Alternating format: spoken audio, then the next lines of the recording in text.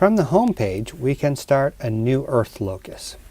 So let's take a look at what it takes to create a new Earth Locus. All you need to do is tap that New Earth in the Locus Sheets buttons. Tap the New Earth, and it takes us to the same empty page like we saw in the first cleanup locus. Again, we have to put in all of the same information. What's the locus number, what type of locus, all that kind of information. So let's take a look at this.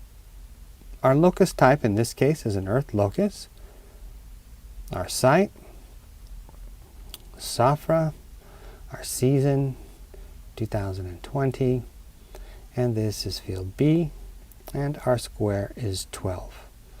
Okay. Now we're going to say what is the date. Here's our date.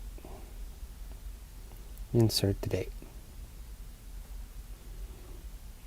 Tap outside, and just like we did before, when we need to include a designation, and this will be topsoil. Tap outside the box. We're going to go up and give a reason for this. See, we are going to say, in this case we saw a soil color change.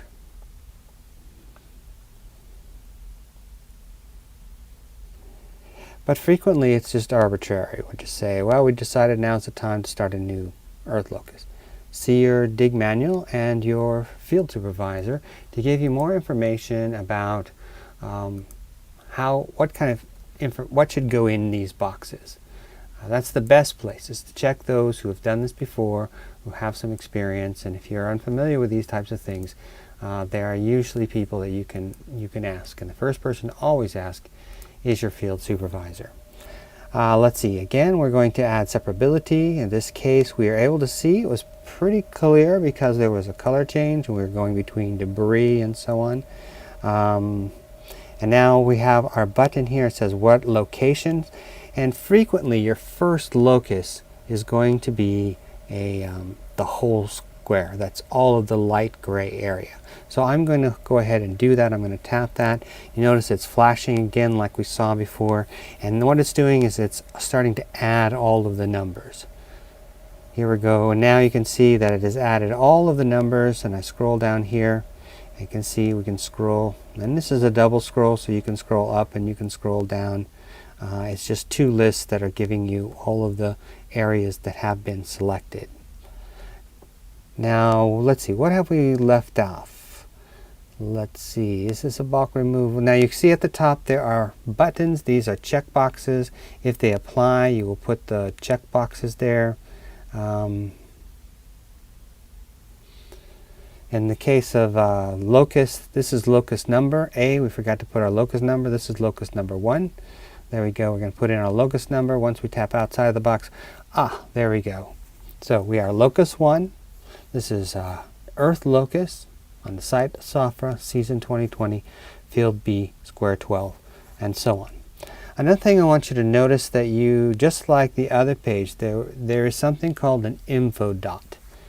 An info dot is a small circle with a lowercase letter I, and that stands for information. If you select that info dot, it will tell you what all of this information is, what you need to put in here. So essentially a piece of the dig manual has been inserted here so that you will be able to know what these boxes are for. So the first one says, in the upper right hand corner of this section is a space for writing the locus number. That looks like it's upper left hand number. That should be the upper left hand. I'll change that. Use Arabic numbers beginning with the number 1 and progressing sequentially for as many loci as may appear or occur in your square. So you can read this for yourself, putting in the information as it is relevant. And this should tells you what the site is referring to, what the season is referring to, what the field is referring to, what the square is referring to, etc. If we select the locus data, you'll notice I have lots of these info dots. Here's one that tells you what soil color is, what a Munsell color is, and here you can scroll, you can see that. Here's one, what is texture? Maybe you don't even know what texture is. Maybe this is your first time, or you didn't read the manual carefully enough, but you need to refer to it. Here you can refer to it by selecting the info dot. Again, here's particle shape. What is particle? What does it mean? Etc. Now, we have a lot of them on these pages, which is very helpful. So as we can go through, you can see there are a number of them. So let's click back and let's see what else we have here. Oh, here's something. Location in the square. You can see this little picture behind there. If I select that picture, what it does is it shows me the area that is being excavated. So this is the area. Now if I go back, and I'm just going to tap outside of this to see it again, and I'm going to delete a few of these. All right, I'm going to delete 35, and I'm going to delete 33, and I'm going to delete this, so hopefully this will work. Okay, so we're going to just delete a few. I'm going to show you what's behind it and what we're planning on doing in the future. What it's going to do is that this stuff is going to, this box is going to be semi-transparent, and you'll be able to see what is directly behind it. But this, like many other things, functions is a work in progress. So in the future, hopefully by the time that you are working on this, that is going to work, and you're going to be able to see the area of this locus, which is inside of this square. So I'm going to tap again, tap like this. If I were to tap here, then I would be able to see. And notice that the area that we are working on is highlighted here, and the area we're not working on has blank. So anything else that we have here, that again it has that print button, and up in the upper right hand corner for printing. On the left hand corner, you will see that you can navigate to the different loci. Let's go back to Earth, which is where we are working, or we can go to a supervisor and put in our supervisor information, our pale information, our artifact information. We can see our installation if we need to navigate around. These are your navigation buttons on the left-hand side. So once we have put this information in and we hit our assign record, it's going to take us to the supervisor dialog box, the supervisor tab.